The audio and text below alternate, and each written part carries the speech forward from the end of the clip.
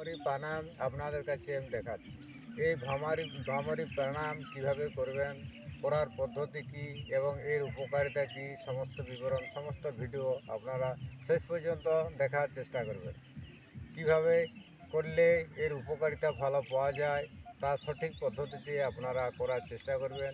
এই ভ্রামরী প্রাণায়ামটা প্রথমে আপনারা এই যে আমাদের কণিকা আছে চোখের মধ্যে, এই কণিকাকে 3টি আঙ্গুলের মধ্যে এইভাবে দেখবেন এবং কানকে এই বুড়ো আঙ্গুলের মধ্যে এই কানকে সম্পূর্ণ বন্ধ রাখবেন। তারপরে এইভাবে ঠিক ভ্রমর যেমন গুঞ্জন করে ঠিক সেইভাবে গুঞ্জন করবেন, কিংবা ওঙের মাধ্যমেও গুঞ্জন করা যায়। দেখুন আমি দেখাচ্ছি। প্রথমে শ্বাস টানলাম, তারপরে ঠিক ওং করে আপনারা 30 সেকেন্ড পর্যন্ত রাখার চেষ্টা করবেন।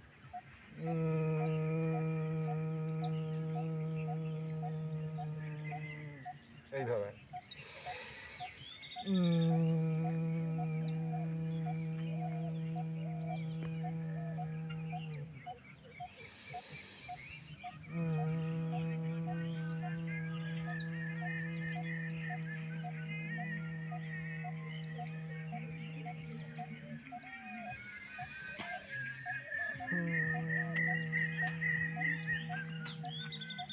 এইভাবে ভ্রামরী প্রাণায়াম 5 থেকে 10 বার প্রত্যেক দিন নিয়মিত করার চেষ্টা করবেন।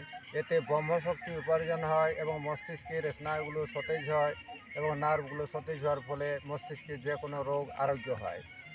এবং এই ভ্রামরী প্রাণায়ামের মাধ্যমে আমাদের যে মানে আমার যে নার্ভগুলো মস্তিষ্কের মধ্যে আছে সেইগুলো সবগুলোই গুঞ্জনের মাধ্যমে সবই সতেজ হয়ে ওঠে। তার ফলে মস্তিষ্কের মাথা ধরা বিভিন্ন যে সকল রোগগুলো আমাদের মস্তিষ্কের মধ্যে হয় সেগুলো সবই আরোগ্য হয় এই ভ্রামরী প্রাণায়ামে।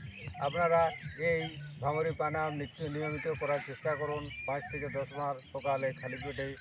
নমস্কার। এই ভিডিও যদি আপনাদের ভালো লেগে থাকে সবাই লাইক করবেন, শেয়ার করবেন এবং কমেন্ট করবেন। নমস্কার।